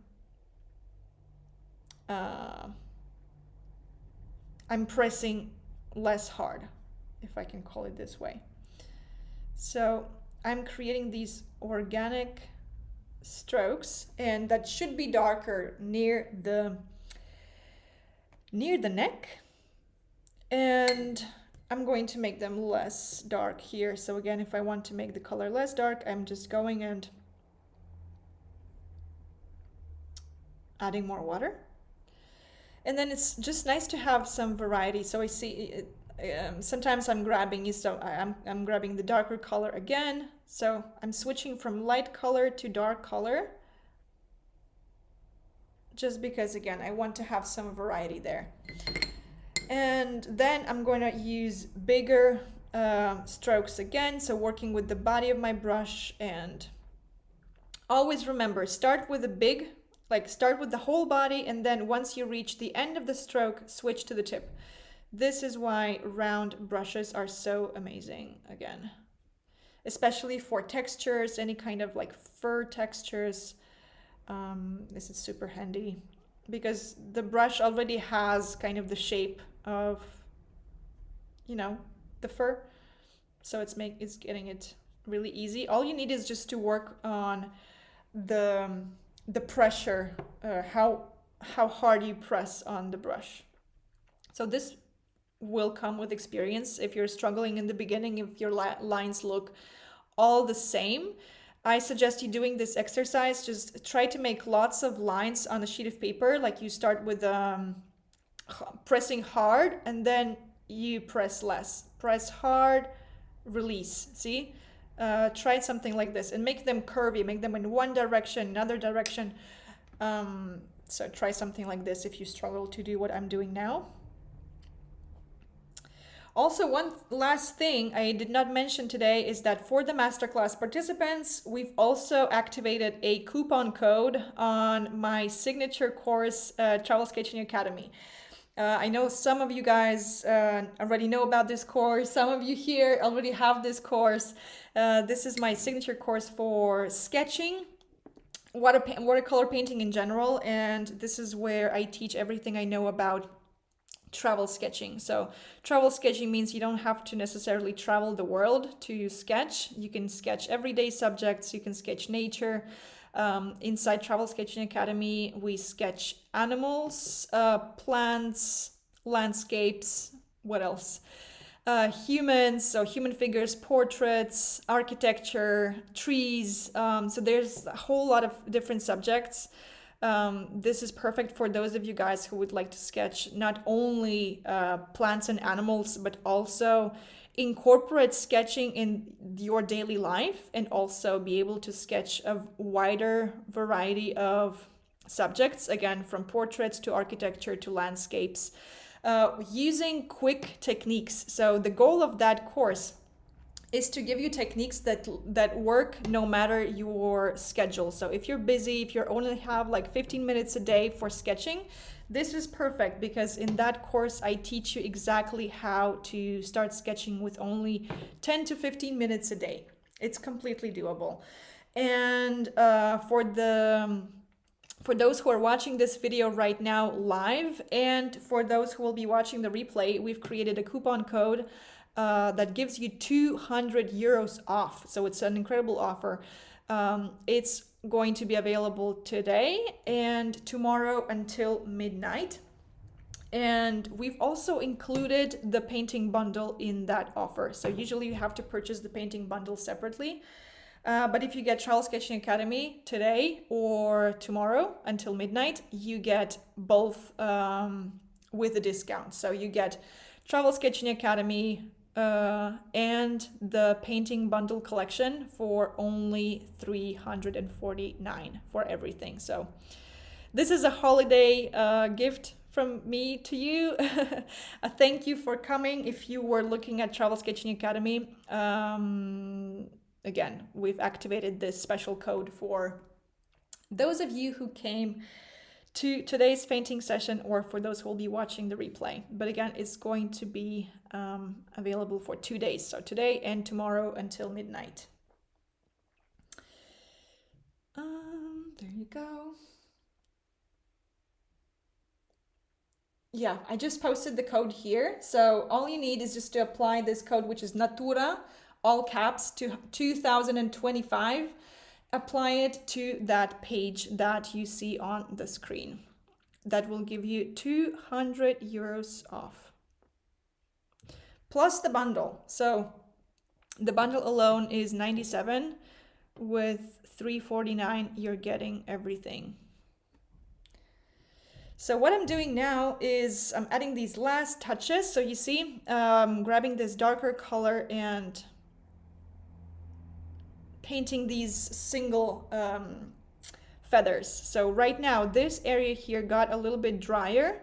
So this is actually a sweet spot for adding these details. This is the stage I really like because the paper here is getting dry, but it's not completely dry. And it allows me to create these lines that are fuzzy, but they don't have like this huge blooming like it would be if it was completely wet. So it's a really cool stage for adding the final details because, again, it gives you lines that are not too crisp and it naturally gives you this kind of hairy texture. So this is perfect. See, I'm adding more here. I'm now varying the direction of the strokes slightly, and also the size of the strokes. So you see, now I'm working with the very tip of my brush. So even with big brushes, for example, this is number 12, I can also add small details.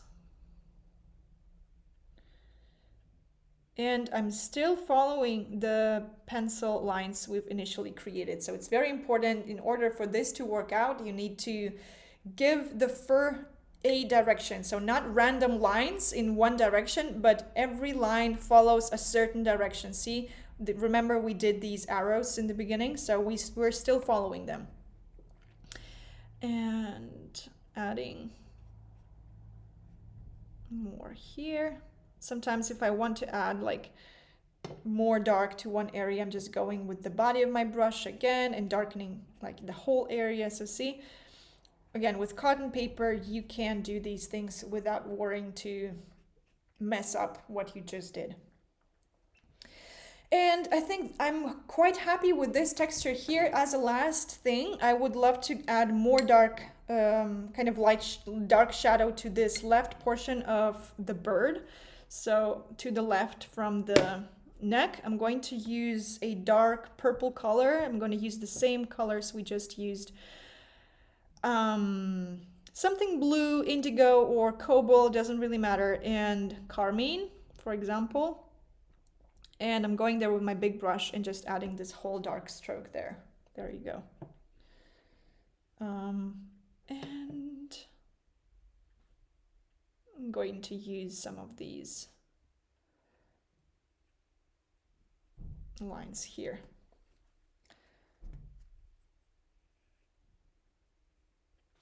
And I think I'm quite happy with the feathers.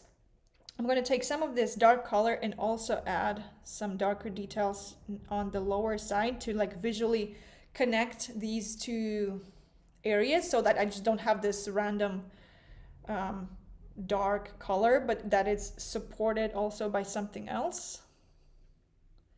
So I'm going to add these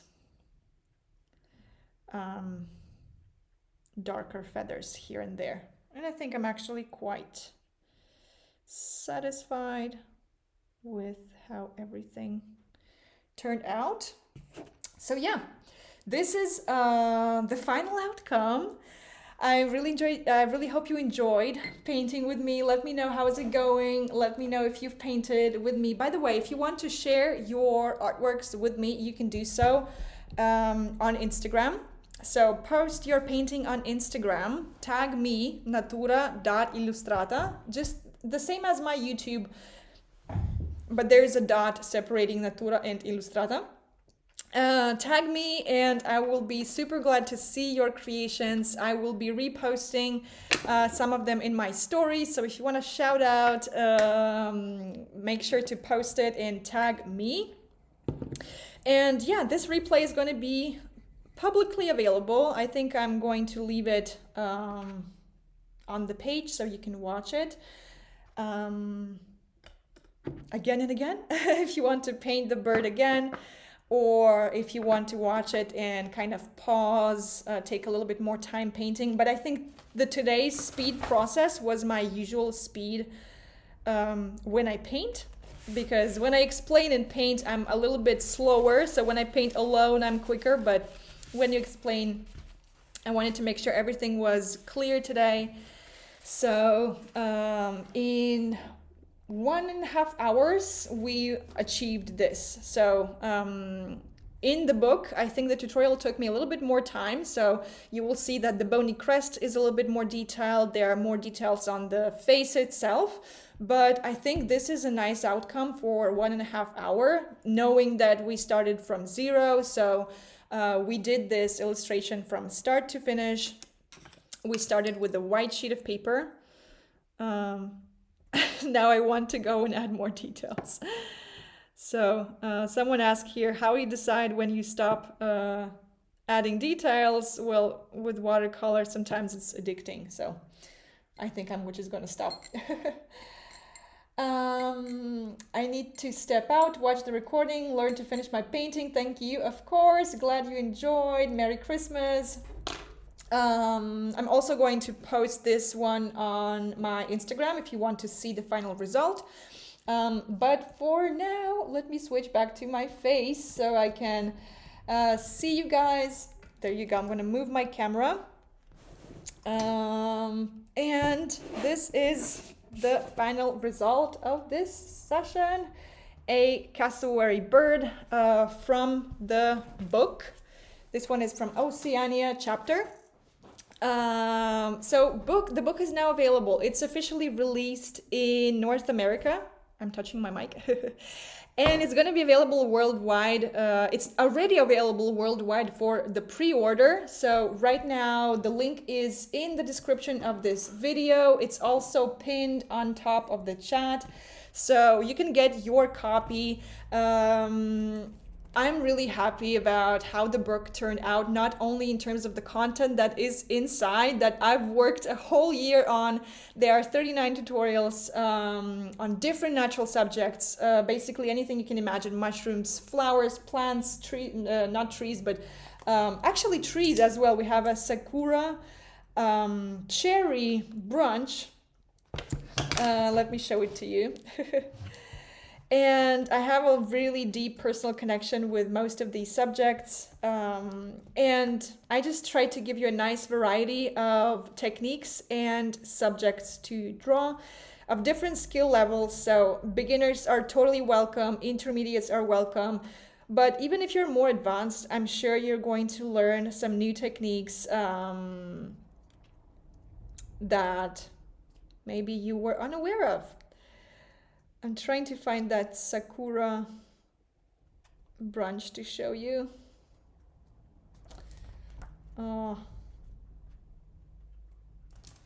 Whatever. There are lots of tutorials. It's getting complicated to find. Oh, there you go. This is the one. So yeah, you can get your copy right now. It's hardcover. And this is where I poured all my knowledge about painting natural subjects and also my experience as a travel sketcher, because I tried to create something that is also applicable for travels. So the techniques I give here are efficient even if you are on a busy schedule, so you don't have to necessarily spend hours and hours and hours on the painting. For example, 1.5 hours, I would say, is a good amount of time to make a detailed tutorial from the book. Some tutorials will take you around an hour if you are, if you were painting on the same speed as today. The more complex tutorials will take 1.5 to 2 hours, I would say. Thank you, everyone. If you have any more questions, guys, we have like 5 to 10 minutes more together for the final words. First of all, I'm really thankful for every one of you who came painting today live. Thank you for showing up, for your creativity. Cannot wait to see your paintings, so share them on Instagram, tag me, and I'd love to see what you've created. Also, if you want to share anything you will paint from the book in general, you also can tag me, and again, I would love to see your paintings. Those who get the book, remember that there's a QR code inside that will allow you to download all the reference pictures from the book and all the transfer drawings. By transfer drawings, I mean today we start from zero, so we started from doing the drawing as well. But you can download the drawings and transfer them on your final watercolor paper using a lightbox, using your iPad, or by printing them and using the window method. So put the printed drawing on the window, put your watercolor paper on top, and then you will be able to see through the paper and transfer the drawing directly on the paper. Why I provide these? For you guys, for those of you guys who are a little bit more busy, so if you don't want to create the drawing from start to finish, or if you don't feel comfortable enough to make the drawing. So you can go and start painting right away by using the transfer drawings I gave you. So it's a little cheating kind of method that will not help you to develop your drawing skills, of course, but will help you to dive into the painting part of the tutorial right away. So those are, again, available inside the book using the QR code. Someone is asking if the book is available in French. So the book is in English. We're not sure yet if it's going to be translated in French. It's possible, but not confirmed yet. So the book is in English. Of course, so I guess if you understand what I'm saying today, if you follow what I say, the book is written with a similar kind of language, but generally, even pictures alone, I would say, are really easy to understand what's going on there. All the mixes are there. Again, let me switch to the camera to show you the structure of the tutorials once again. I'm going to show you something from the last chapters. This one is one of my favorite ones. This is a humpback whale tutorial. So usually a tutorial starts with this general image where you can see an overview of the finished project, and then we have everything step by step. So the first drawings were here on this page. So you have all the color mixes outlined, all the drawing processes, and you can see all the images step by step. So even though maybe you don't understand like exactly everything that is said, you can still follow the steps, and I think it's pretty easy to understand what's going on. Also, all the colors are outlined for each step. So for example, here, you know that in step number 4, we're using these two mixes. Then in step number 5, we're using this mix. In step number 6, we're adding this mix, and so on. So this is the final tutorial. Yes, and those of you guys who have already Travel Sketching Academy, you will notice that we have some illustrations from the Academy. I don't teach how to paint them here, but I've used these as examples for telling you how you can use what you learn inside the book and go beyond tutorials inside the book. Because also what my goal is to help you not only master the techniques I'm showing inside. Repeating after someone is important in the beginning for learning. It's really important to learn the techniques, but my ultimate goal is to inspire you to go beyond the projects in the book and experiment with your own subjects. So go and see the world around you. Notice not necessarily, again, something super exciting. You don't have to travel to find inspiration. You can go to the market and find an interesting vegetable, or go to a flower shop and buy yourself a nice flower and paint it. So my ultimate goal is to give you the tools so that you can paint your own subjects independently with watercolor. And with these 39 tutorials, I'm pretty sure you will have all the techniques and all the basics in order to do so. So again, we start with the fundamentals of watercolor. I show you all the techniques you need to know to be able to complete this book. And there are 39 step-by-step tutorials again. So I'm going to check your comments for the last time, and I think this is going to be it. Thank you, Andrea, for replying to people. Thank you so much. And yeah, again, if you want your copy, if you want to check out the brushes, I'm going to show you the box once again. So this is what's inside. This is how the set looks like. It contains 8 brushes. We used some of them today, and this is exactly what I've used to paint all the tutorials inside this book. These are 8 cruelty-free brushes created in collaboration with Craftamo. They come with this beautiful box, and inside you will find 8 brushes. 2 of them are travel specific brushes. So these 2 We have number 6 and number 10. Those are the exact brushes I'm traveling with. This is how they work. You can close it, just put it in your bag. Actually, this is my travel set. So I have this brush, or 2 of these brushes, this palette, a pencil, a kneadable eraser, a small water spray bottle or small water container, and this is it. This is what you can travel with. So yeah, if you want to get this set for yourself, if you want to give yourself a treat for these holidays, or if you know an artist, a nature lover that would love to get this set as a gift, these are last sets available. So the link to get one is here on YouTube. Once they're gone, they're gone. So again, these are the last boxes available. So yeah, let me check the comment section again. If you have any last minute questions, let me know. I'm gonna drink a little bit of water. And again, I'll be waiting for your paintings on Instagram. Share them with me, and I'd love to give you a shout out and have a look at what you've created.